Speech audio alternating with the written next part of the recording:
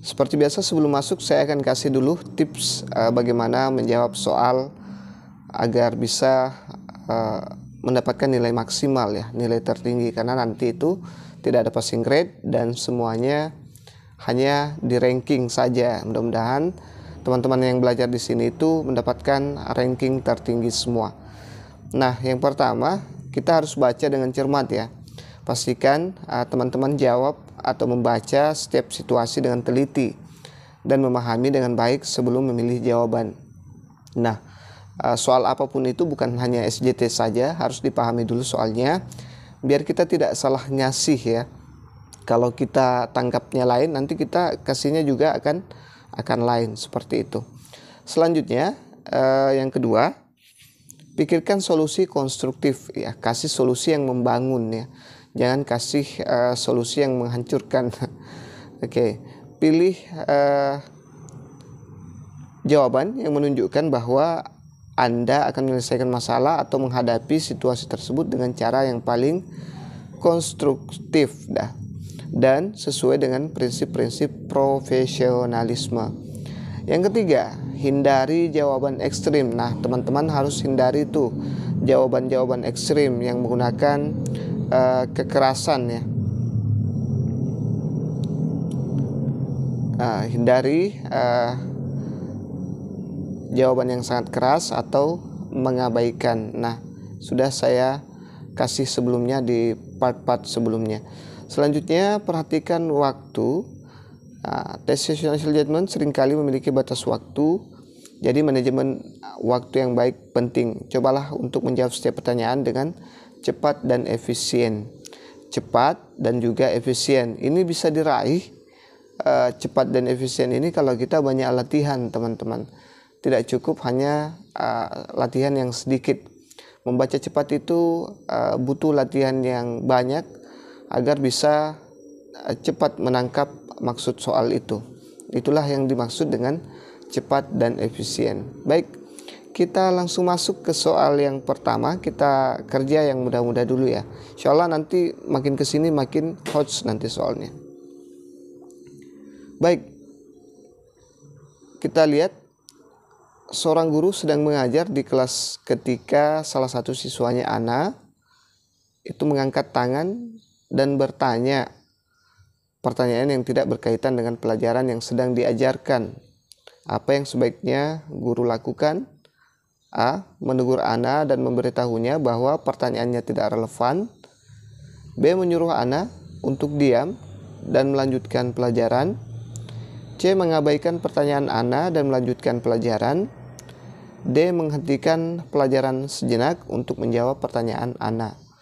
Jadi teman-teman kalau mau coba jawab dulu bisa di pause videonya, nanti selesai baru dilanjutkan lagi ya. Ini demi menguji kemampuan teman-teman kira-kira sudah sampai di mana ya. Silahkan catat nanti komentar apakah semua jawaban yang saya pilih itu sama dengan teman-teman atau malah ada yang beda, seperti itu ya. Baik, kita lihat jawaban yang terbaik.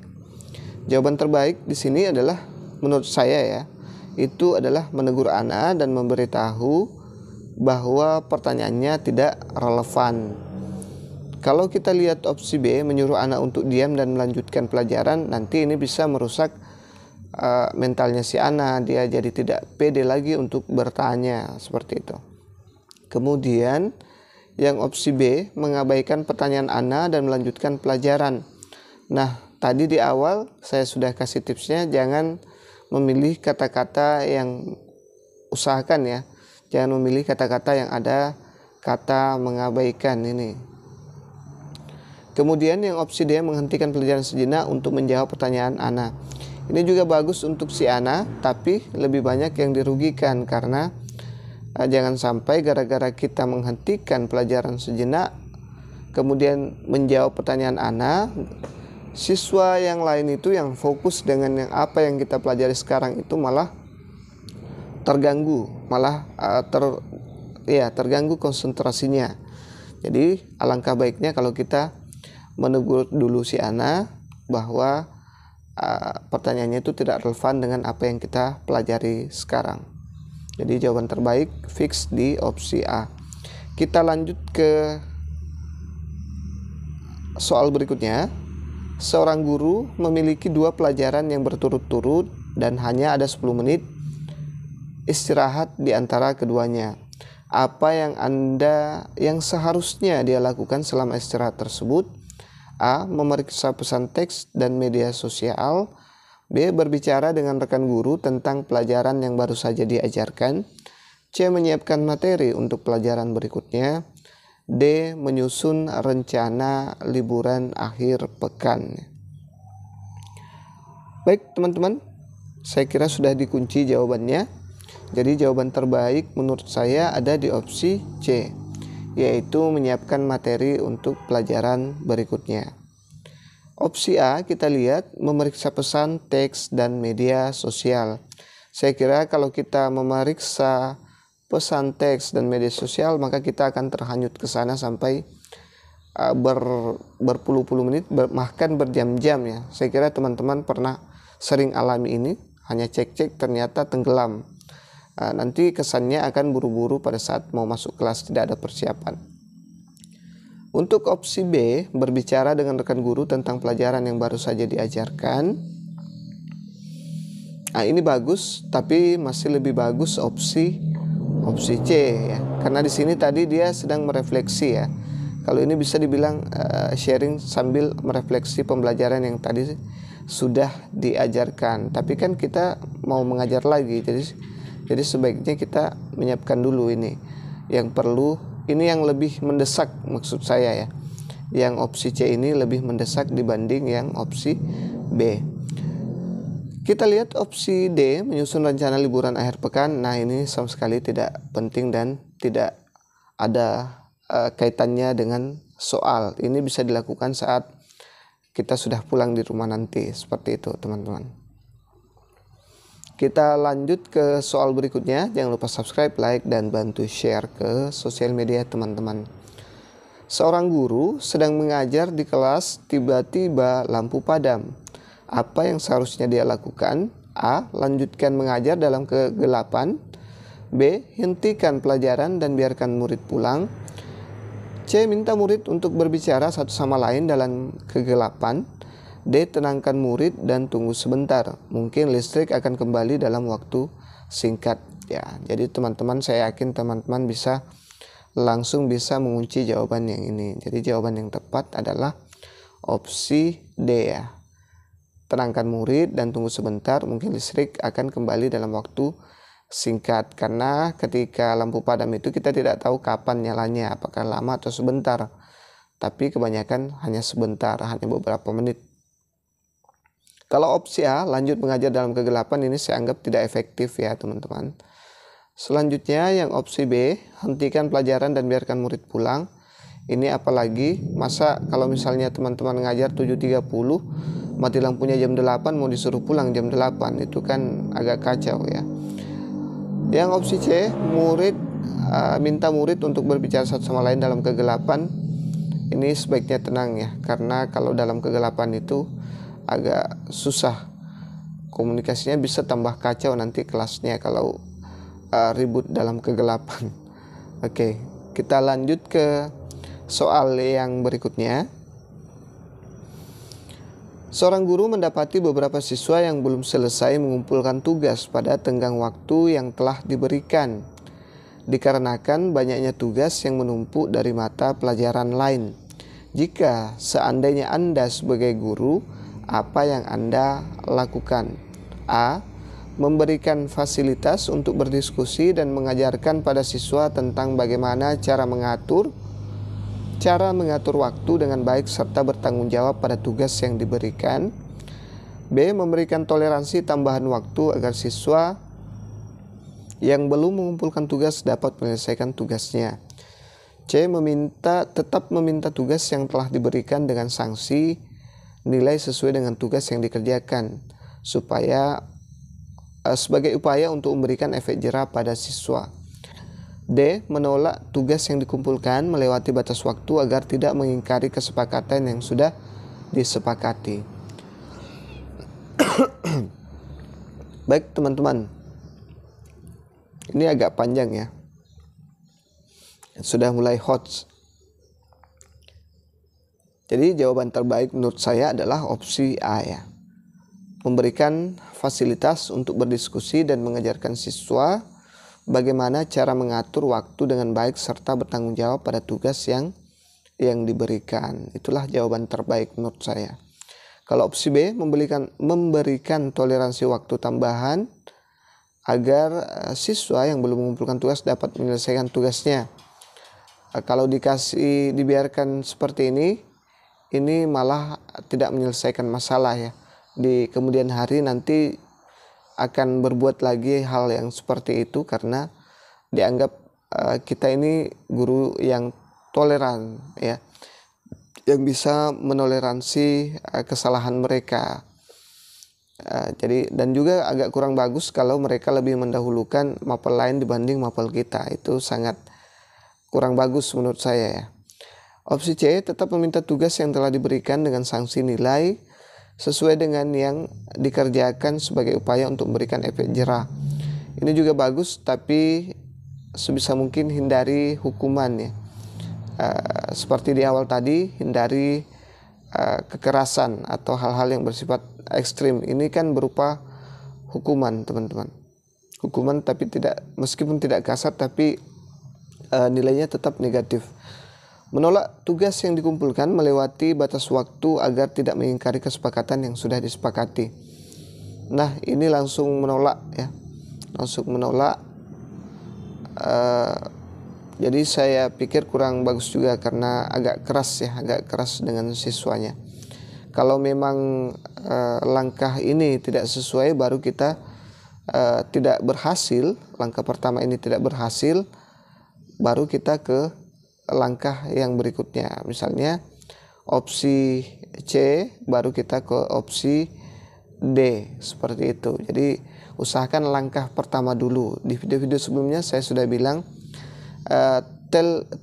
tes situational judgment itu atau STJ itu meminta solusi langkah pertama apa dulu yang kita berikan. Solusi pertama apa dulu pada saat terjadi sesuatu atau dalam situasi itu ya, langkah awal, bukan yang lebih tinggi atau dan sebagainya, seperti itu teman-teman. Silahkan tonton video saya ya, biar lebih enak lagi belajarnya. Kita lihat soal berikutnya. Rudi adalah siswa kelas 6 SD yang pintar dan sangat rajin menolong. Ayah R sudah meninggal dan ibunya mencari nafkah sebagai pedagang kue untuk mencukupi kebutuhan anak-anaknya. Seringkali Rudi tidak masuk sekolah karena harus membantu ibunya berjualan. Sebagai guru, Rudi yang sebaiknya Anda lakukan adalah A. Memberikan yang sebagai bantuan secara sukarela setiap bulannya. B. Tetap tidak memperbolehkan Rudi untuk absen dan mengajak teman-teman guru lain untuk membantu keuangannya. C. Memberikan penjelasan pada Rudi arti penting dan aturan sekolah, serta mengarahkan apa yang sebaiknya dilakukan. D. Memberikan penjelasan pada Rudi dan ibunya tentang arti penting dan aturan sekolah, serta mendiskusikannya bersama tentang masalah yang dihadapi. Nah, kira-kira yang mana opsi terbaik di sini, teman-teman?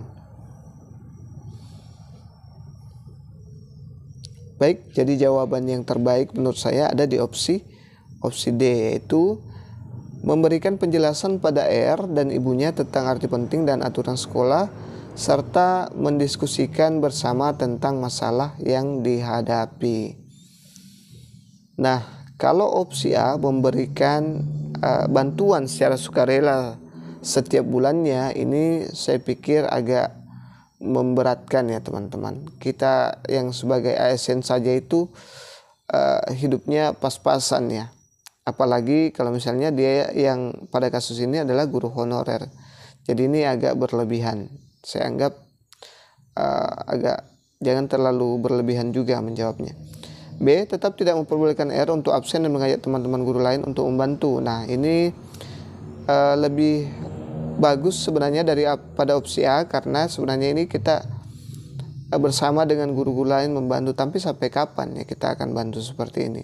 Ini bukan solusi, malah memberatkan juga teman-teman guru yang lain ya. Jadi ini saya pikir kurang masuk akal juga, belum tentu teman-teman guru lain itu setuju ya, karena mereka punya kebutuhan masing-masing. Opsi C, memberikan penjelasan pada R arti penting dan aturan sekolah serta mengarahkan apa yang sebaiknya dilakukan. Nah, ini bagus juga teman-teman. Tapi ini lebih bagus karena di sini kita melibatkan R dengan ibunya. Kalau ini yang penjelasannya kepada R saja dan langsung mengarahkan ya. Kalau di sini kita masih berdiskusi ya, cari jalan terbaik, kan kita tidak tahu seperti persisnya itu seperti apa. Langkah bagusnya kalau kita duduk bersama dengan ibunya Rudi seperti itu. Baik teman-teman, kita lanjut ke soal berikutnya. Jangan lupa subscribe, like, dan bantu share ke sosial media teman-teman. Sekolah berencana mengadakan kegiatan lomba memasak antar kelas dalam rangka hari kelahiran sekolah. Acara akan diselenggarakan bertepatan dengan hari libur Waisak. Apa pandangan Anda sebagai guru? A. Tidak masalah karena di sekolah tidak ada yang memeluk agama Buddha. B. Sebaiknya hari libur agama tidak digunakan untuk kegiatan sekolah. C. Hari libur agama boleh digunakan untuk berlibur bersama keluarga. D. Hari Raya Waisak biarlah diperingati oleh umat Buddha, umat lain menyesuaikan. Baik teman-teman, ini berkaitan dengan toleransi beragama di kepribadian guru ya. Ini yang akan diambil nilainya. Kita lihat jawaban yang terbaik. Saya yakin teman-teman sudah mengunci jawabannya juga. Jadi jawaban terbaik menurut saya ada di opsi B. Sebaiknya hari libur agama tidak digunakan untuk kegiatan sekolah. Opsi A kita lihat tidak masalah karena di sekolah tidak ada yang memeluk agama Islam, agama Buddha.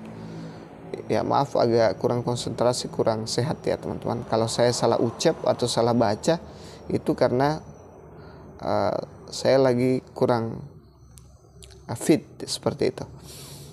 Oke. Ini tidak ada sama sekali penghargaan terhadap agama lain ya kalau seperti ini. Kemudian di hari raya Waisak itu kan memang hari libur, jadi tidak usah ya. Yang C, hari libur agama boleh digunakan untuk berlibur bersama keluarga. Iya boleh, memang boleh, tapi ini tidak nyambung dengan yang diminta soal ya, tidak nyambung. Yang ditanyakan soal kan apakah berkegiatan pada saat hari raya Waisak itu bagus atau tidak di sekolah. Nah, seperti itu. Jadi ini agak kurang nyambung ya. Hari raya Waisak biarlah diperingati oleh umat Buddha, umat lainnya menyesuaikan. Nah, ini juga kurang bagus, berarti kurang menghargai penganut agama Buddha seperti itu. Baik, kita lanjut ke soal berikutnya. Anda memiliki siswa yang ingin sekali menguasai keterampilan yang menurut Anda belum saatnya dikuasai oleh siswa tersebut. Di sekolah, hanya Anda yang dapat melatihnya. Namun, Anda tidak memiliki waktu luang.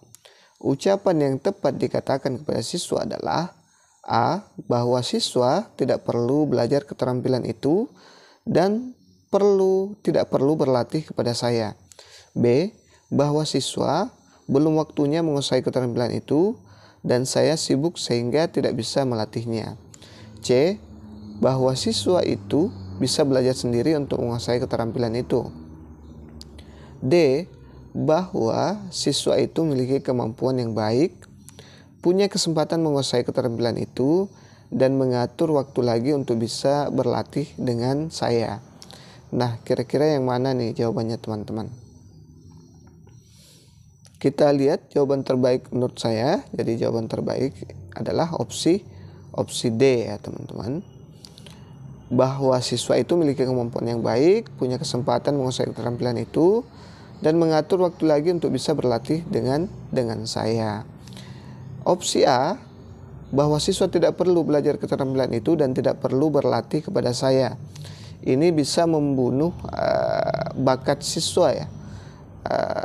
Dia sangat antusias untuk ikut, tapi kita matikan dengan kata-kata yang seperti ini.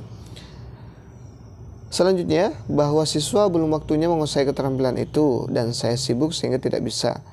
Kalau seperti ini juga dia bisa putus asa juga ya. Hampir mirip, tapi yang opsi pertama itu lebih ekstrim, lebih kasar sebenarnya. Yang C, bahwa siswa itu bisa belajar sendiri untuk menguasai keterampilan itu. Ini sudah bagus sedikit, sudah lumayan bagus, cuman masih lebih bagus opsi D ya. Karena ini dia ada kata-kata memiliki kemampuan yang baik, dia dimotivasi. Ini juga dia sebenarnya dimotivasi bisa menguasai keterampilan itu sendiri. Kemudian kita juga mau melatihnya, jadi dia semakin bersemangat mengatur waktu ulang, karena di sini kita sangat sibuk ya, tidak memiliki waktu luang. Jadi diatur ulang dulu jadwalnya, seperti itu teman-teman. Semoga ditangkap maksudnya. Baik, kita lanjut ke soal berikutnya. Anda memiliki seorang peserta didik yang beragama non-muslim, sedangkan mayoritas peserta didik di sekolah tersebut beragama muslim. Banyak siswa di sekolah tersebut yang enggan bertemu sapa dengannya, apalagi berteman karena perbedaan agama tersebut. Malahan suka mengejek. Bagaimana sikap Anda sebagai pendidik yang mengajarkan tentang kebaikan? A. Meminta kepada para pelaku agar meminta maaf kepada korban dan berjanji tidak mengulangi perbuatan tersebut. B. Merekomendasikan kepada guru bimbingan dan konseling untuk diberikan sanksi yang sesuai. C. Terlibat aktif menumbuhkan rasa saling penghargaan dan memberikan teladan secara langsung. D. Mempertemukan seluruh siswa untuk saling berdiskusi, menumbuhkan rasa penghormatan antar umat beragama. Nah, teman-teman, ini agak hot ya. Kira-kira yang mana jawaban yang memiliki poin tertinggi?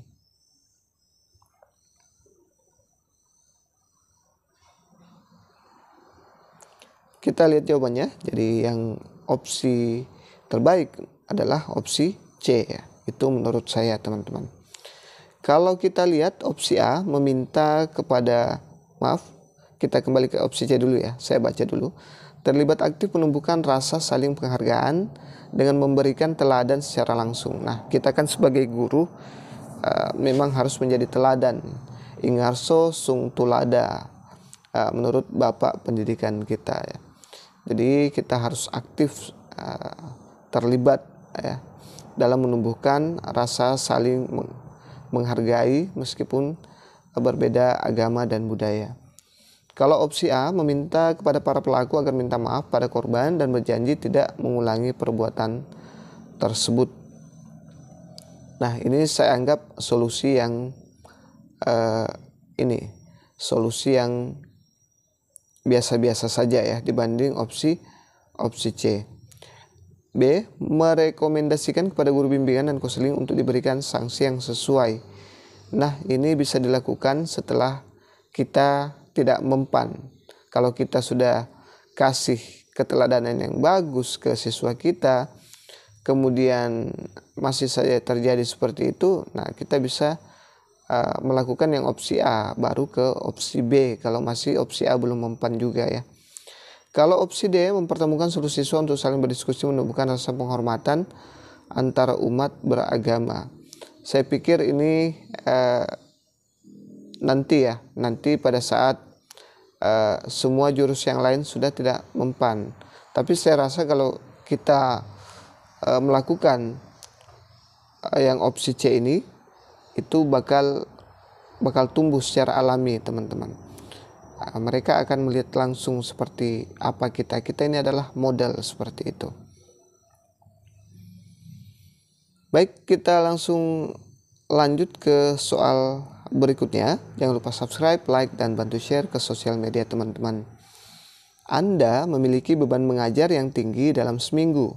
Di samping itu, Anda menjadi salah satu pengurus inti koperasi sekolah untuk kesejahteraan warga sekolah. Apa yang Anda lakukan?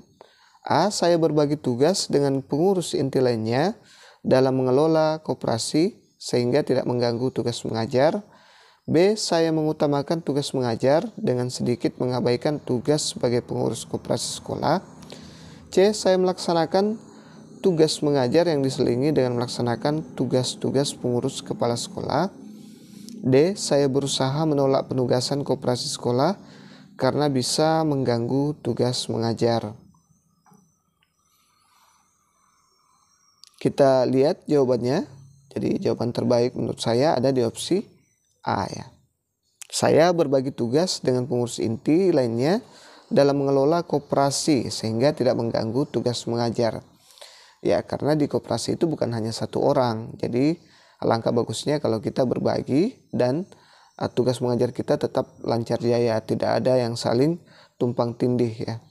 Kalau opsi B, saya mengutamakan tugas mengajar dengan sedikit mengabaikan tugas sebagai pengurus koperasi sekolah. Nah, ini bisa jadi pincang ya, koperasinya tidak maksimal. Yang opsi C, saya melaksanakan tugas mengajar yang diselingi dengan melaksanakan tugas-tugas pengurus koperasi sekolah. Nah, kalau kata selingan ini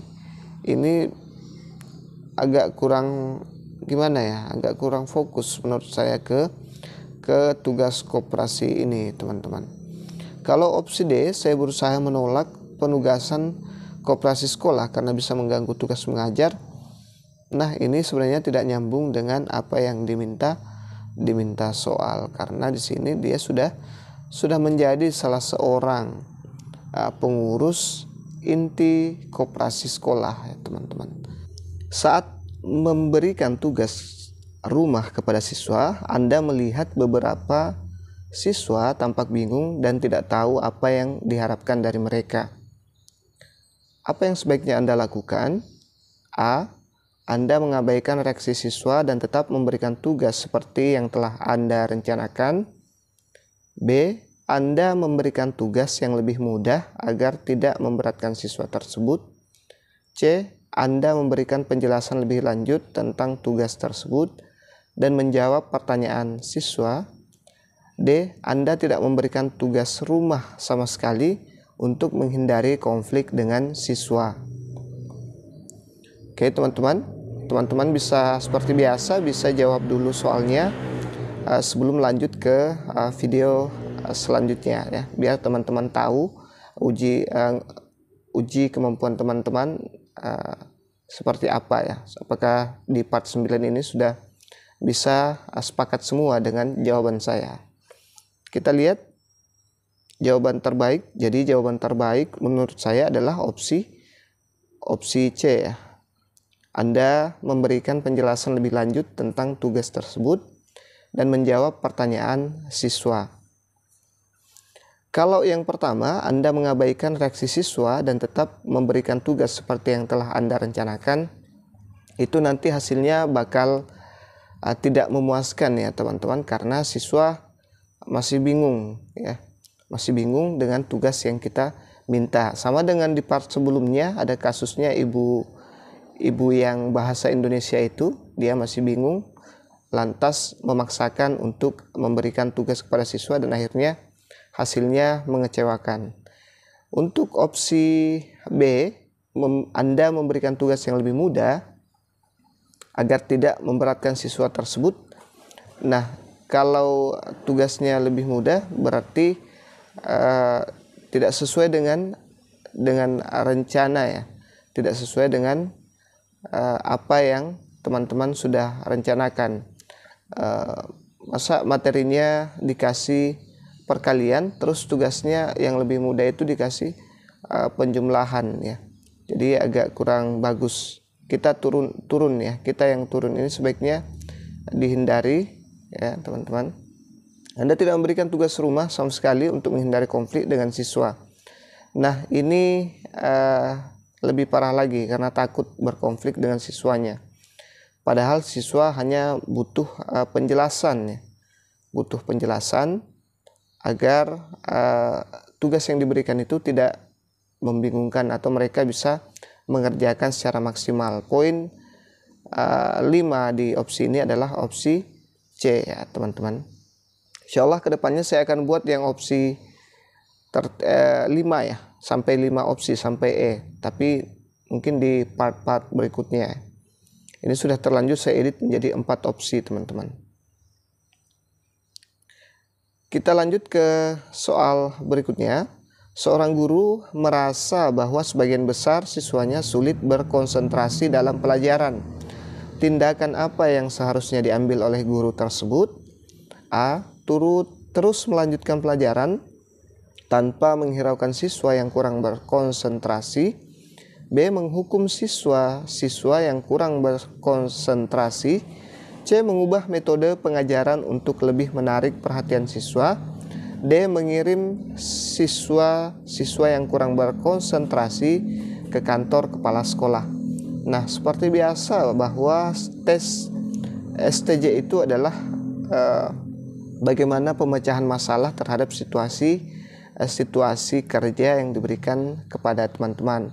Dan yang paling utama adalah langkah pertama teman-teman terhadap suatu masalah yang terjadi ya. Baik, jadi jawaban terbaik menurut saya adalah opsi C ya. Mengubah metode pembelajaran untuk lebih menarik perhatian siswa. Ini terkait juga dengan kinerja, kompetensi teknis ya. Kompetensi teknis teman-teman. Ini masuk di pedagogi sebenarnya. Kita lihat yang opsi A, dia di sini sulit berkonsentrasi ya. Opsi A itu terus melanjutkan pelajaran tanpa menghiraukan siswa yang berkonsentrasi, yang kurang berkonsentrasi. Kalau ini bisa-bisa yang kurang berkonsentrasi itu akan blank terus, karena kalau dari awal tidak mengerti, maka endingnya juga bakal tidak mengerti. Opsi B, menghukum siswa-siswa yang kurang berkonsentrasi. Nah, jangan dulu langsung melakukan tindakan hukuman, atau ini bisa jadi agak keras ya, agak berhubungan dengan kekerasan ya. Kasih peringatan dulu, kasih dulu beberapa metode baru lanjut. Saya kan selalu bilang solusi itu bertingkat-tingkat ya, tidak hanya satu tingkat. Selanjutnya D, mengirim siswa-siswa yang kurang berkonsentrasi ke kantor kepala sekolah. Nah, ini mau ngapain di kantor kepala sekolah? Jadi ini tidak nyambung ya. Oke, jadi jawaban terbaik menurut saya ada di opsi C teman-teman. Kita lanjut, jangan lupa subscribe, like, dan bantu share ke sosial media teman-teman. Seorang guru menerima email dari seorang orang tua yang mengeluhkan bahwa anaknya merasa tertindas di kelas. Apa yang sebaiknya guru lakukan? A. Mengabaikan email tersebut karena guru tahu anak tersebut seringkali bermasalah. B. Menanggapi email dengan marah kepada orang tua. C. Mengatur pertemuan dengan orang tua untuk mendiskusikan masalah tersebut. D. Memarahi anak tersebut di depan kelas. Oke teman-teman, ini ada kasus ya, mungkin ini sekolahnya agak elit, orang tuanya juga agak bagus kemampuan IT-nya. Jadi dia menggunakan email ya, tidak secara langsung. Kita lihat jawabannya, jadi jawaban terbaik ada di opsi C ya. Mengatur pertemuan dengan orang tua siswa untuk mendiskusikan masalah yang sedang dihadapi. Kalau opsi A, mengabaikan, saya sudah bilang kemarin di tips mendapatkan nilai tertinggi di STJ, hindari kata yang mengabaikan ini, yang menghindari, mengabaikan ya. Jadi ya email tersebut ya, meskipun siswanya sering bermasalah, itu tidak boleh kita abaikan ya. Ini artinya orang tua siswa ini ingin anaknya bagus dan ingin bekerja sama dengan sekolah, dengan guru. Menanggapi email dengan marah kepada orang tua siswa ini apalagi ya, jangan sampai marah, karena ini salah satu usaha orang tua untuk bekerja sama dengan kita memperbaiki anaknya. Yang opsi D, memarahi anak tersebut di depan kelas, ya ini salah juga ya teman-teman. Ini masih muda ya. Selanjutnya nanti soal berikutnya itu akan lebih hot seperti biasa.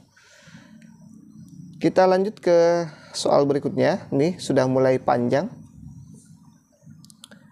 Seorang siswa bercerita kepada guru kalau dia merasa ditipu oleh temannya yang sudah menjanjikan kalau akan mengajari matematika sebagai persiapan ujian tengah semester. Tapi pada hari yang telah disepakati temannya tidak datang dengan alasan ada urusan mendadak. Siswa tersebut merasa kecewa karena temannya tidak menepati janji, hingga nilainya menjadi jelek walaupun sebelumnya keduanya bersahabat. Saat ini mereka tidak saling bertegur sapa. Jika seandainya Anda adalah orang yang mendapat cerita tersebut, apa yang Anda lakukan?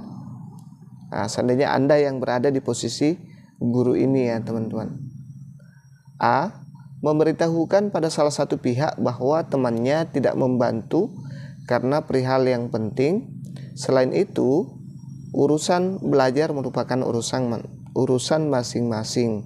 B. Memanggil keduanya serta memberikan nasihat-nasihat agar keduanya bersahabat saling membantu. C. Memberitahukan pada salah satu pihak bahwa karena tidak jadi membantu temannya mendapat nilai jelek serta mendorongnya untuk meminta maaf. Yang opsi D, memfasilitasi pertemuan di antara keduanya untuk membangun saling kesepahaman mengenai masalah tersebut dan jalan penyelesaiannya. Kalau teman-teman menemukan soal yang agak panjang seperti ini, soal apapun itu, teman-teman langsung saja ke pertanyaannya dulu, apa yang diminta oleh soal, supaya kita bisa cari dengan cepat ya jawaban yang dibutuhkan. Ini tipsnya untuk soal-soal yang panjang seperti ini. Dari tahun 2019 saya sudah sarankan ini di channel saya yang satu, Muhammad Daniel, untuk peserta PPG yang akan UP. Oke, kita lihat jawaban terbaik menurut saya. Jadi jawaban terbaik adalah opsi D. Itu memiliki poin tertinggi di antara opsi-opsi yang lain karena di sini dia punya niat yang bagus untuk memfasilitasi keduanya untuk saling membangun kesepahaman mengenai masalah yang terjadi. Ini hanya terjadi kesalahpahaman antara kedua siswa kita ini dan ada solusinya ya, memberikan jalan penyelesaian. Untuk opsi A, memberitahukan pada salah satu pihak bahwa temannya tidak membantu karena perihal yang penting. Selain itu, urusan belajar merupakan urusan masing-masing.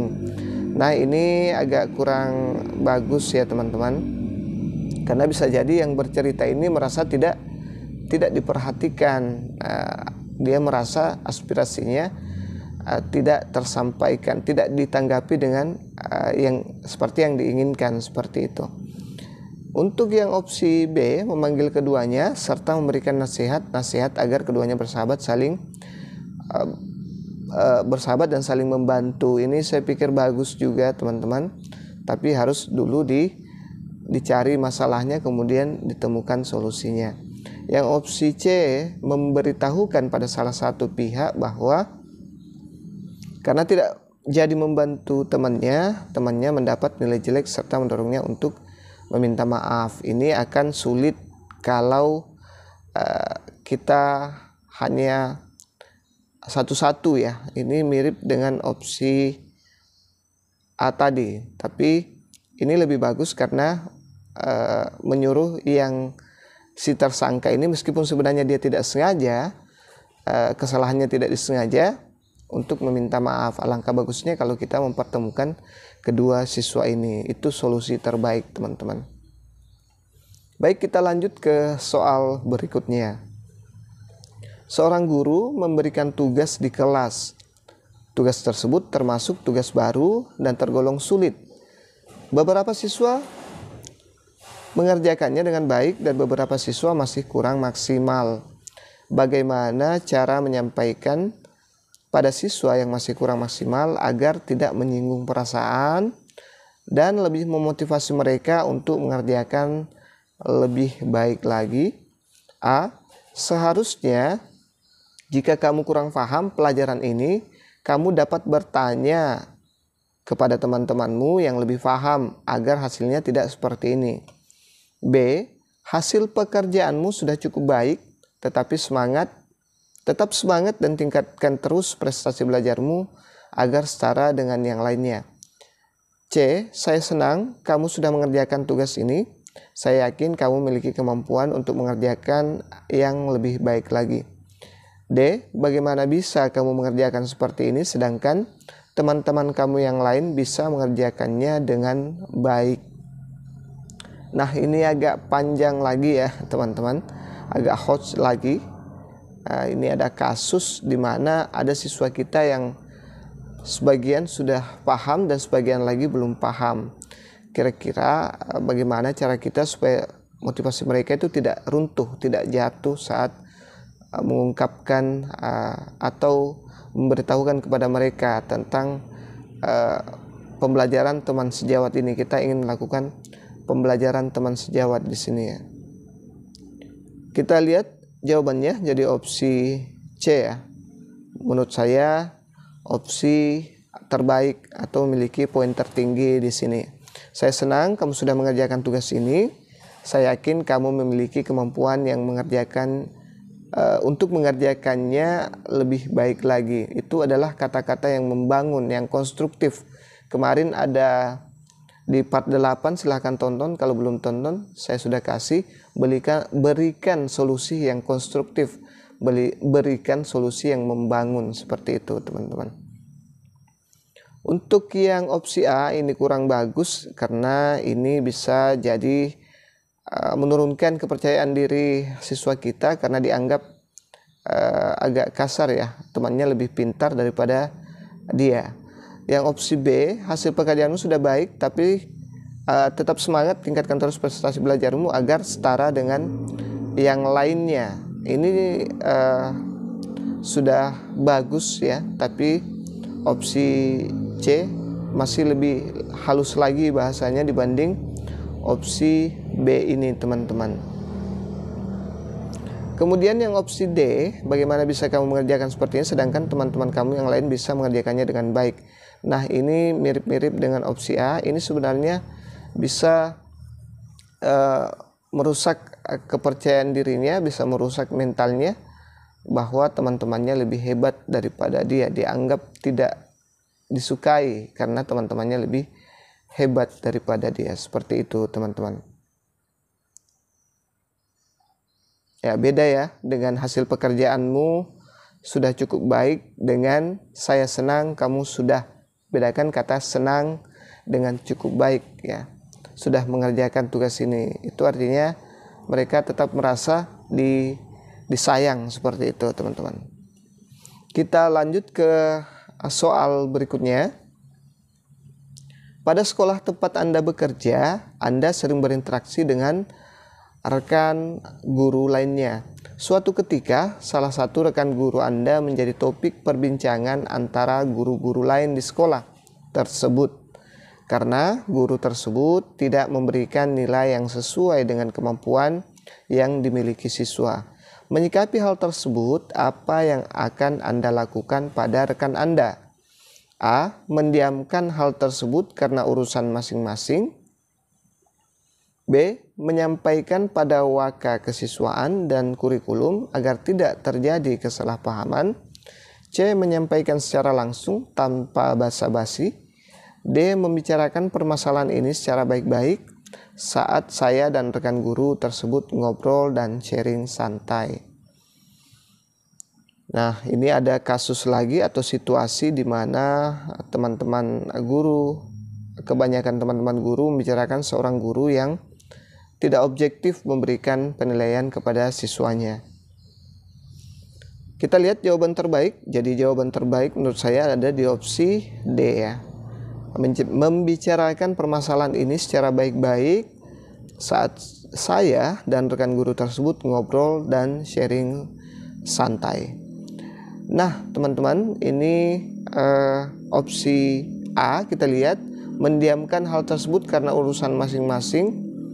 Ini cenderung mengabaikan ya, kesannya mengabaikan tidak peduli, menghindari sama ya. Kemudian menyampaikan pada waka kesiswaan dan kurikulum agar tidak terjadi kesalahpahaman. Nah, ini juga malah bisa menimbulkan kesalahpahaman kalau waka kurikulumnya menegur si guru tersebut.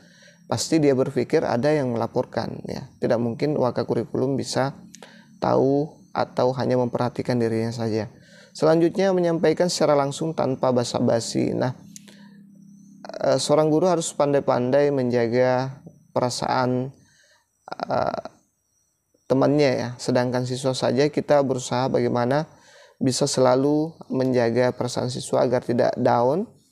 Apalagi kalau teman-teman guru, jangan sampai dia down atau merasa tersinggung kalau kita tidak basa-basi ya. Jadi memang diperlukan, kadang basa-basi memang sedikit diperlukan. Ini dia sedang sharing santai, jadi saya pikir kalau dia lagi santai itu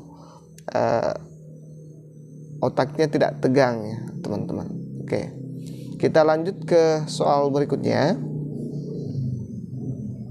Tetangga Anda suka mengunggah informasi yang mengandung unsur pornografi di grup WA. Apa yang Anda lakukan sebagai guru ya? A. Mengingatkan tetangga itu melalui grup WA agar tidak mengunggah informasi atau gambar yang mengandung unsur pornografi. B. Mengingatkan tetangga itu melalui japri agar tidak mengunggah informasi atau gambar yang mengandung unsur pornografi. C. Mengingatkan tetangga itu secara langsung agar tidak mengunggah informasi atau gambar yang mengandung unsur pornografi. D. Mengingatkan tetangga itu melalui rapat warga agar tidak mengunggah informasi atau warga yang mengandung unsur pornografi. Kira-kira yang mana nih teman-teman? Jawaban terbaik ya. Ada kasus tetangga Anda ini suka mengunggah di grup WA, mungkin grup WA RK atau RW ya. Di situ dia selalu seperti itu, melakukan hal seperti itu. Sebagai guru, tindakan apa yang Anda lakukan? Baik, kita lihat opsi terbaiknya. Opsi terbaik menurut saya ada di opsi C ya. Mengingatkan tetangga itu secara langsung agar tidak mengunggah informasi atau gambar yang mengandung unsur pornografi. Inilah solusi terbaik menurut saya. Kalau opsi A, mengingatkan tetangga itu melalui grup WA agar tidak mengunggah informasi atau gambar yang mengandung unsur pornografi. Kalau melalui grup WA, bisa jadi di situ akan terjadi kekacauan atau keributan ya teman-teman. Nanti dia agak malu karena ditegur langsung ya di grup itu. Selanjutnya mengingatkan tetangga itu melalui japri agar tidak mengunggah informasi atau gambar yang mengandung unsur pornografi. Kalau melalui chat ya, melalui japri, chat pribadi, itu juga kurang bagus ya, karena bisa jadi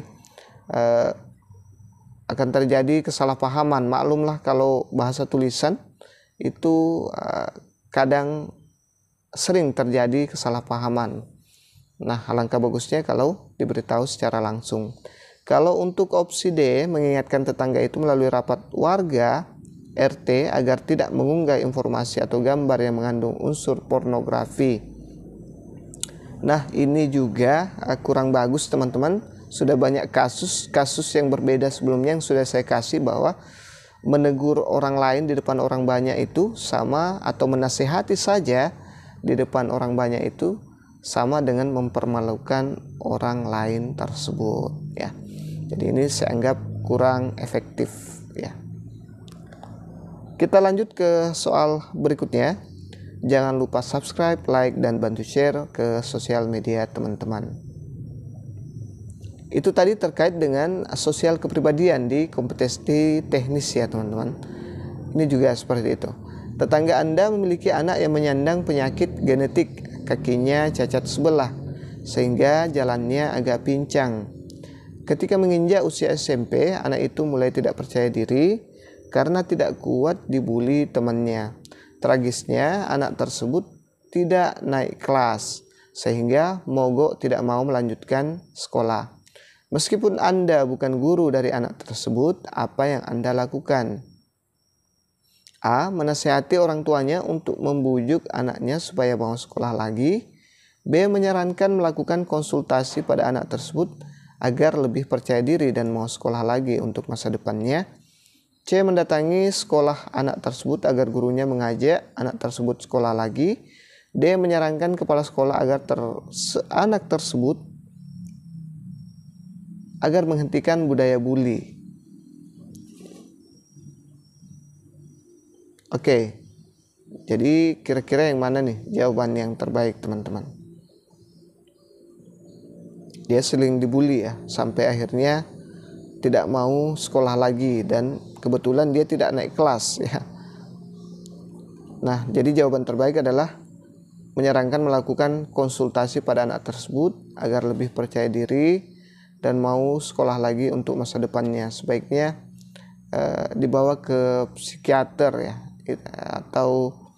atau ke guru, mungkin bisa menggunakan jasa guru BK ya, yang lebih hebat dalam menangani psikologi anak seperti itu.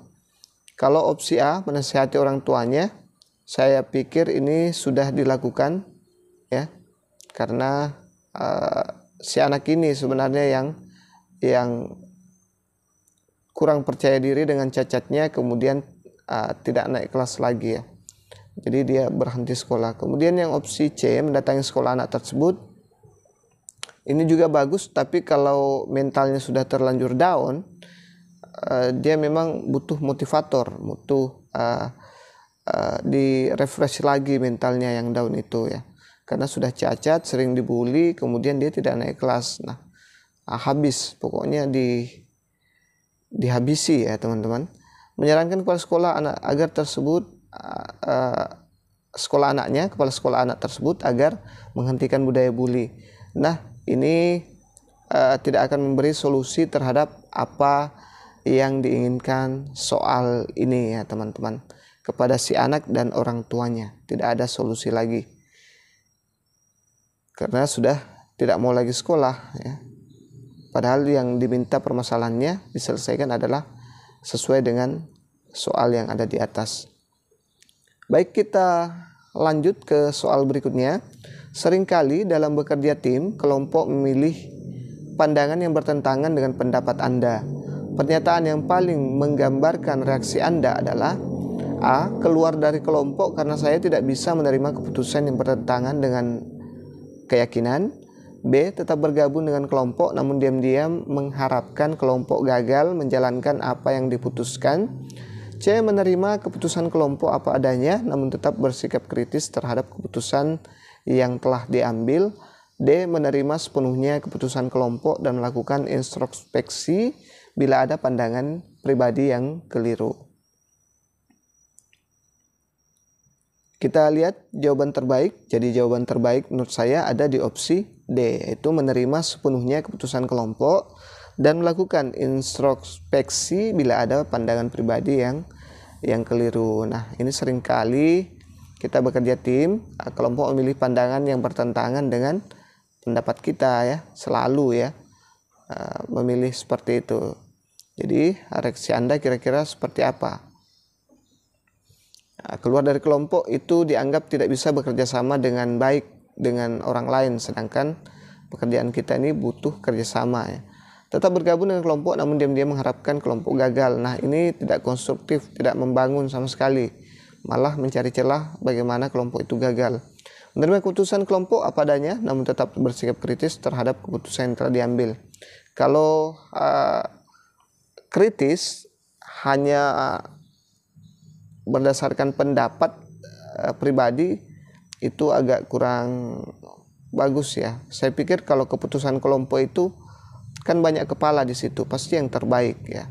Kalaupun kritis, selalu tetap bersikap kritis, itu saya pikir ego yang berbicara di situ. Nah, kalau di opsi D, di sini dia diminta untuk melakukan introspeksi diri, apakah kritikannya itu memang perlu atau malah memang dianya yang ego. Seperti itu teman-teman. Reaksi Anda menerima panggilan masuk saat proses belajar berlangsung. A. Saya langsung menerima panggilan tersebut. B. Saya memastikan asal dari panggilan tersebut sebelum memutuskan. C. Saya akan menghubungi kembali saat proses belajar mengajar berakhir. D. Saya tidak menghiraukan panggilan tersebut. Baik teman-teman, ini ada situasi yang diberikan kepada Anda. Anda sedang melakukan proses belajar mengajar, tiba-tiba ada yang menelpon ya. Bagaimana kira-kira sikap teman-teman? Apakah A, B, C, atau D? Baik teman-teman, kalau menurut saya jawaban terbaik adalah opsi C ya teman-teman. Ini dia, karena di dalam kelas itu kita dituntut fokus ya dalam pekerjaan, tidak boleh memperhatikan hal-hal yang di luar proses belajar mengajar, seperti itu. Kalau yang opsi A, saya langsung menerima panggilan tersebut, itu mengganggu proses belajar mengajar yang sedang berlangsung, jadi saya kurang sependapat dengan ini. Kemudian opsi B, saya memastikan asal dari panggilan tersebut sebelum memutuskan. Saya kira nanti bisa dijelaskan pada saat kita, siapapun yang menelpon itu nanti bisa dijelaskan pada saat kita sudah selesai mengajar ya, atau selesai prosesnya. Saya tidak menghiraukan panggilan tersebut. Nah, ini cenderung tidak menghargai orang yang sedang menelpon tersebut ya. Saya kira dalam proses pembelajaran itu tidak akan lama ya, paling lama itu 3 jam. 3 jam pelajaran itu 120 menit, itu tidak akan lama ya. Baik teman-teman, itu dia yang memiliki poin tertinggi menurut saya. Kita lanjut ke soal berikutnya. Seorang siswa tiba-tiba melapor bahwa temannya sedang pusing saat pelajaran Anda berlangsung. A. Memintanya bertahan sampai pelajarannya selesai. B. Menyuruh tidur di dalam kelas. C. Memintanya ke UKS. D. Menanyakan keadaannya, kemudian lanjut proses belajar mengajar. Baik teman-teman, kita lihat jawabannya. Kalau opsi A, meminta bertahan sampai pelajaran selesai, jangan sampai pingsan ya kalau kita paksakan anak-anak tersebut. Jadi sebaiknya jangan memilih opsi ini. Kemudian opsi B, menyuruh tidur di dalam kelas. Ini bisa jadi salah satu opsi yang lain juga, tapi kita cari dulu opsi yang lebih bagus ya. Kalau opsi C, memintanya ke UKS, saya pikir ini adalah opsi terbaik ya, karena dia sedang sakit ya, sedang pusing. Sebaiknya kita suruh ke UKS biar di sana nanti ditangani oleh pengelola UKS di sekolah. Itu lebih akurat ya penanganannya dibanding yang dua ini. Coba kita lihat dulu yang opsi D, menanyakan keadaannya kemudian lanjut proses belajar mengajar. Kalau hanya sekedar menanyakan itu tidak ada efek sama sekali ya teman-teman. Jadi yang kita inginkan adalah langkah pertama yang pada saat situasi itu terjadi. Nah, langkah terbaik pertama adalah memintanya dulu ke UKS ya. Oke. Kita ke soal berikutnya. Jangan lupa subscribe, like, dan bantu share ke sosial media teman-teman. Anda menggunakan satu metode mengajar yang paling menarik menurut Anda selama 1 semester. A. Sangat setuju. B. Setuju. C. Tidak setuju. D. Sangat tidak setuju. Nah, ini yang dinilai adalah bagaimana Anda sebagai seorang guru, apakah menguasai banyak metode atau tidak ya. Kalau sangat setuju berarti pembelajaran Anda kurang bervariasi, itu kurang menarik ya bagi seorang guru. Setuju juga akan mirip. Tidak setuju bisa jadi, tapi jawaban terbaik adalah ini, sangat tidak setuju ya. Masa 1 semester hanya menggunakan satu metode saja, mentang-mentang itu metode andalannya menggunakan satu metode saya. Nanti siswanya bakal bosan Dan kemudian siswa juga itu kan berbeda-beda kemampuannya teman-teman. Apalagi di EKM ini sangat ditekankan dilakukan assessment. Nah, nanti dikasih treatment yang berbeda-beda sesuai dengan kemampuan siswa kita ya. Oke, kita lanjut ke soal berikutnya. Maaf kalau saya agak salah-salah baca atau salah ngomong. Ini sudah hampir jam 12 ya, malam ya. Ini kejar tayang teman-teman. Baik, bagaimana proses belajar di luar kelas menurut Anda? A. Saya tidak pernah melakukannya. B. Saya selalu melakukannya. C. Saya kadang melakukannya. D. Saya baru memikirkan untuk melakukannya. Nah, ini yang diminta adalah kreativitas kalian ya, di kinerja kalian atau di kemampuan teknis kalian ya teman-teman. Diminta apakah kemampuan teknis kalian itu sudah bagus, kinerja kalian sudah bagus. Nah, opsi A, saya tidak pernah melakukannya, dianggap tidak kreatif ya. Ini guru yang kurang kreatif, monoton. B, saya selalu melakukannya. Ini yang bagus. Apalagi di kurikulum Merdeka itu terakhir kurikulum K13 sampai Merdeka itu dia menekankan pembelajaran inquiry, di mana harus selalu berbaur dengan lingkungan ya teman-teman. Saya kadang melakukannya, ini poin kedua ya, tertinggi. Dan saya baru memikirkan untuk melakukannya, ini adalah poin kedua terendah, seperti itu ya teman-teman. Semoga difaham maksud saya. Kita lanjut ke soal berikutnya. Anda memberikan simpulan pada setiap pembelajaran selesai dan memberikan tugas sebagai bahan evaluasi. A. Sesekali saya memberikan evaluasi. B. Saya tidak memberikan evaluasi. C. Saya selalu memberikan evaluasi.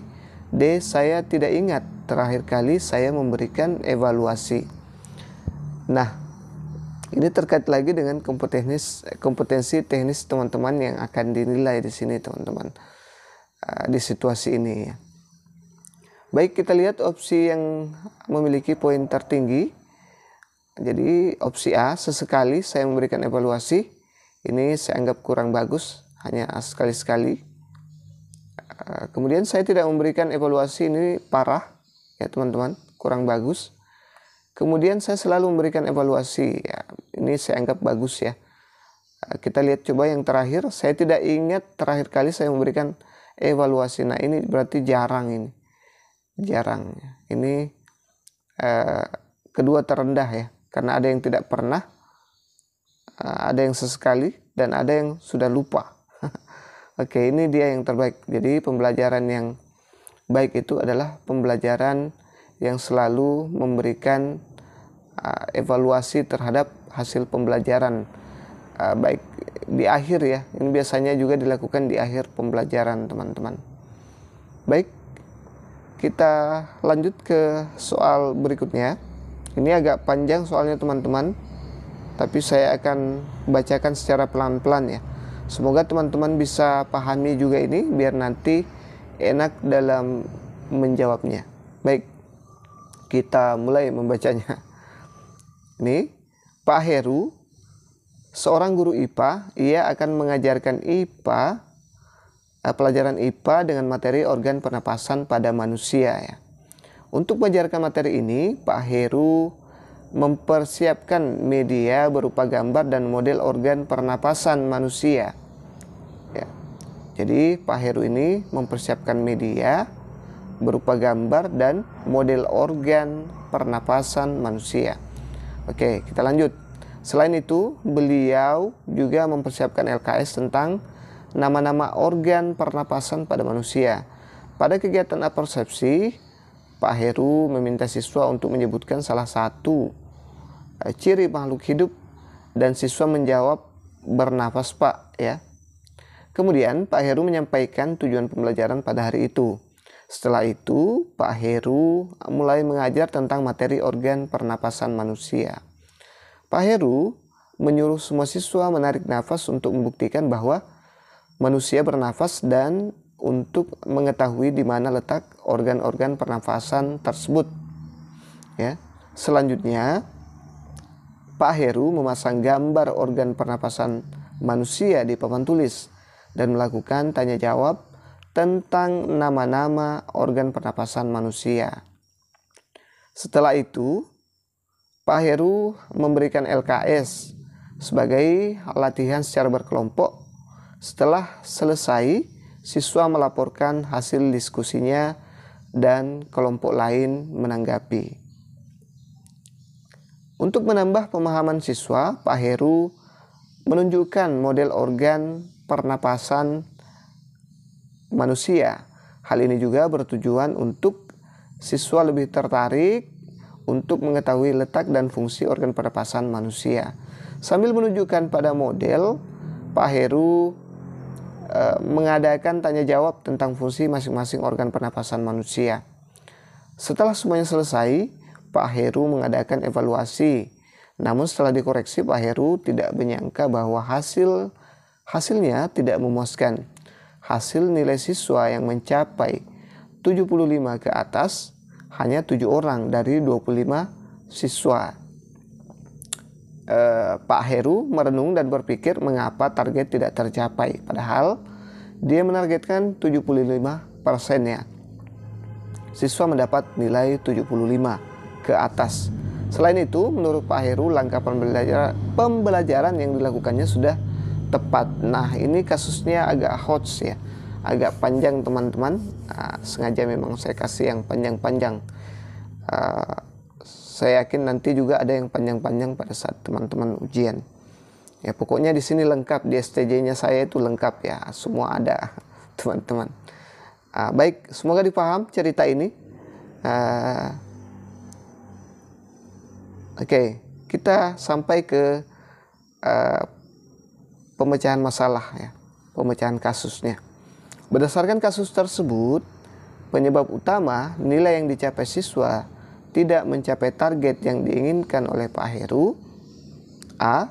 Kemampuan belajar siswa pada kelas yang diajar oleh Pak Heru umumnya rendah. B. Pak Heru tidak memberikan penguatan dan kesimpulan di akhir pembelajaran. C. Pak Heru terlalu banyak menggunakan strategi dan metode pembelajaran. D. Pak Heru tidak menggunakan media pembelajaran yang menarik dan relevan. Oke, kalau teman-teman benar-benar tangkap tadi kisahnya si Pak Heru ini, saya yakin teman-teman bisa langsung memberikan jawaban dengan poin tertinggi ini ya. Oke, kita lihat kemampuan belajar siswa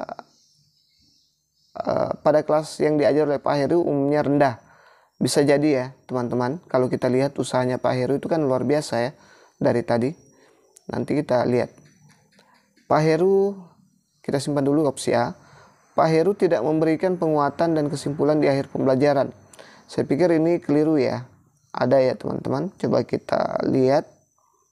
Bahkan Pak Heru menambah ini, ini sama dengan penguatan ya. Menambah pemahaman siswa, Pak Heru menunjukkan lagi model organ pernapasan pada manusia ya. Nah, ini termasuk penguatan ya teman-teman. Jadi ini kita anggap kurang tidak benar ya. C. Pak Heru terlalu banyak menggunakan strategi dan metode pembelajaran. Justru kalau menggunakan materi, menggunakan banyak metode dan strategi itu lebih bagus ya teman-teman. Itu bisa membantu sekali untuk siswa memahami materi yang kita bawakan. Jadi saya anggap kurang tepat ini ya.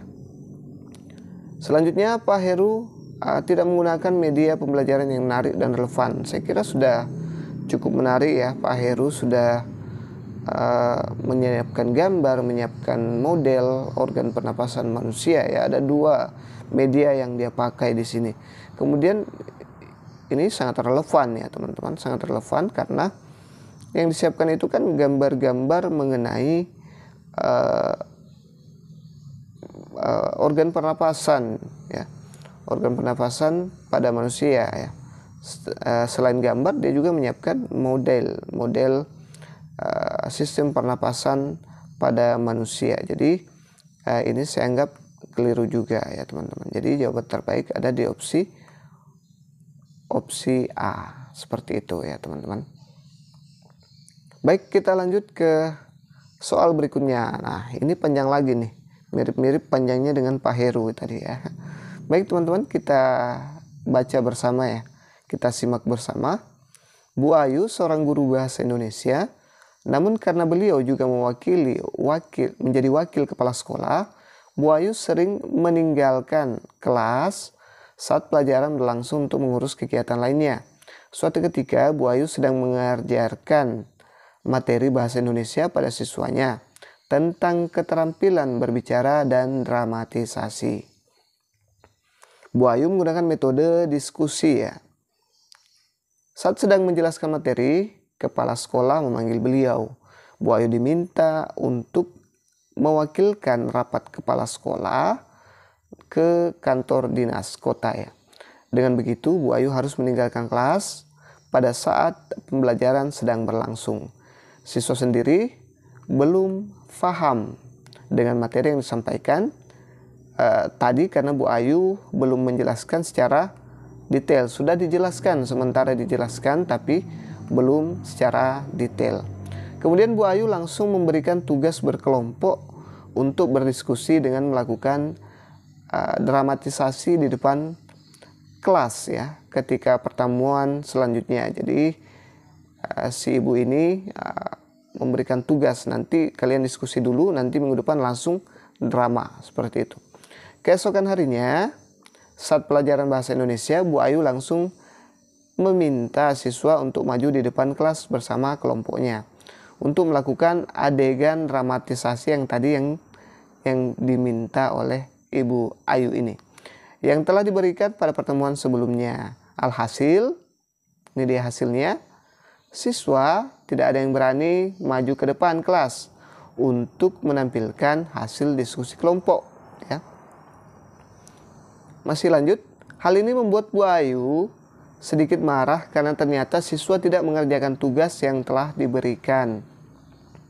Dalam keadaan sedikit marah, akhirnya dia langsung memberikan sebuah lembaran ya. Jadi langsung diberi lagi lembaran, ini kasusnya nih, yang berisi tes objektif mengenai pelajaran bahasa Indonesia tersebut dengan materi keterampilan berbahasa. Bu Ayu minta semua siswa untuk mengerjakan tugas tersebut, kemudian mengumpulkannya dengan segera. Setelah selesai mengerjakan dan mengumpulkan semua, Bu Ayu melakukan penilaian dari hasil belajar siswa. Melihat hasil belajar siswa yang dicapai kurang dari rata-rata, Bu Ayu merasa kecewa. Padahal Bu Ayu mengharapkan pelajaran bahasa tersebut dengan materi keterampilan berbicara bisa berfokus pada student center learning atau biasa disebut SCL. Nah, memang sekarang kurikulum itu menekankan SCL ya, termasuk kurikulum 2013 sampai sekarang IKM lebih hebat lagi menekankan SCL ini. Dengan begitu, nilai rata-rata untuk pelajaran bahasa Indonesia di kelas 5 sangat jauh dari kriteria yang sudah diterapkan sekolah. Nah, dari kasus ini, berdasarkan kasus di atas, mengapa pembelajaran bahasa Indonesia yang dilakukan Bu Ayu tidak berhasil? Nah, ini kasus ini, situasi atau masalah yang diberikan kepada teman-teman. A. Penggunaan pendekatan atau metode student center learning tidak tepat digunakan pada kelas yang diajar oleh Bu Ayu. B. Bu Ayu tidak memberi pemahaman yang maksimal kepada siswa sebelum memberikan penugasan. C. Bu Ayu sering meninggalkan kelas sehingga pembelajaran tidak bisa berjalan secara maksimal. D. Bu Ayu tidak menggunakan media pembelajaran yang relevan. Baik teman-teman, kira-kira yang mana nih yang poin tertinggi di sini? Apa masalahnya kira-kira? Kalau seperti ini ya. Ini agak kompleks juga ya masalahnya. Baik, kalau opsi A, penggunaan pendekatan atau metode student center learning tidak tepat digunakan pada kelas yang diajar oleh Bu Ayu. Saya pikir sudah pendekatan metodenya sudah bagus ya, selalu mengharapkan siswa itu lebih aktif dibanding gurunya ya. Tapi ini caranya yang salah ya. Tapi ini sudah benar ya, sudah bagus sih menurut saya. Kalau masalah student center learningnya yang dipermasalahkan. Kalau Bu Ayu tidak memberi pemahaman yang maksimal kepada siswa sebelum memberikan penugasan. Nah, saya lebih cenderung ke opsi ini ya, opsi B. Kita lihat yang opsi C. Bu Ayu sering meninggalkan kelas sehingga pembelajaran tidak bisa berjalan secara maksimal. Ini agak keliru ya, karena di sini di kasus ini Ibu Ayu hanya sekali ya. Kita lihat di bacaan ini, jadi jangan keluar dari sini ya teman-teman. Hanya sekali, jadi ini kita anggap salah ya, kurang tepat. Bu Ayu tidak menggunakan media pembelajaran yang relevan ya. Kalau masalah media di sini juga tidak digambarkan medianya. Media itu kan ada pada saat kita benar-benar menjelaskan ke siswa, memberikan pemahaman yang maksimal, itu dia ikut di sini ya. Ya, intinya di sini yang saya tangkap dari cerita ini adalah Bu Ayu tidak memberi pemahaman yang maksimal ya. Termasuk di dalamnya ini sudah ada media juga ya. Di sini tidak ada diceritakan bahwa medianya tidak relevan.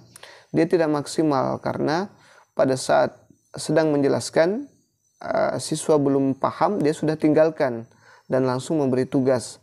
Pada saat masuk lagi keesokan harinya, dia minta tugas dan ternyata nihil, dia suruh lagi teman-teman menuliskan keterampilan berbahasa. Padahal itu kan juga belum dikasih pemahaman apa sih itu keterampilan berbahasa itu sendiri. Makanya saya cenderung ke opsi B ya teman-teman, memiliki poin tertinggi. Kalau teman-teman kurang paham boleh berkomentar di kolom komentar, kita diskusi ya. Saya tidak menggurui semua teman-teman di sini. Baik, kita lanjut ke soal berikutnya teman-teman. Ini ada kasus lagi. Saat kegiatan pembelajaran berlangsung, kebanyakan siswa mengeluh karena mereka tidak dapat menerima penjelasan guru dengan baik.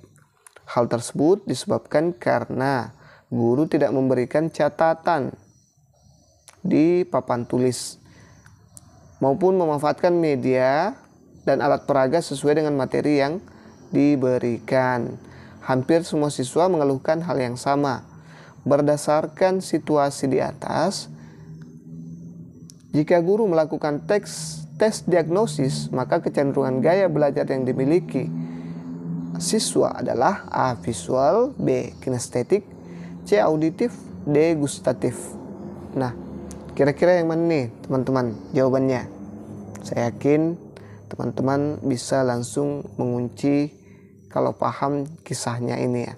Oke, saya ingatkan lagi sebelum kita jawab ini, kalau teman-teman menemukan soal seperti tadi yang panjang-panjang itu, Pak Heru dan Bu Ayu, jangan dibaca semua seperti saya tadi ya. Ini kan kita lagi bahas soal, jadi saya baca pelan-pelan, saya garis bawahi yang penting.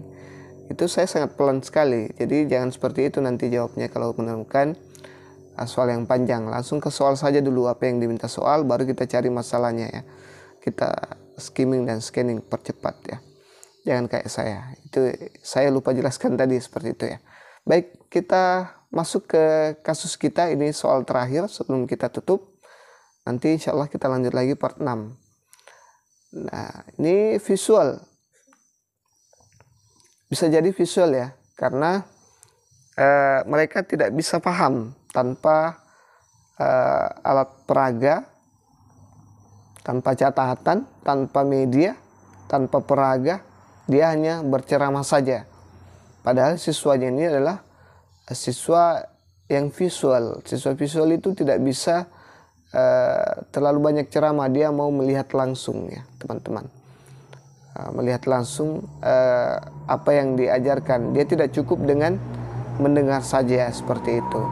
Jadi saya anggap ini siswanya adalah gaya belajar yang visual. Kalau kinestetik itu berhubungan dengan gerakan ya, gerakan. Jadi ini tidak nyambung ya teman-teman. Saya anggap salah. Kemudian auditif. Siswanya ini bukan auditif, gurunya yang salah paham ya. Ini gurunya ini mengira bahwa siswanya ini auditif, bisa paham tanpa harus diperlihatkan media, tanpa harus diberikan media, peraga, catatan, hanya berceramah saja. Itu kalau siswa auditif itu bisa memahami dengan jelas apa yang dimaksud oleh guru tersebut kalau memang penjelasannya bagus ya.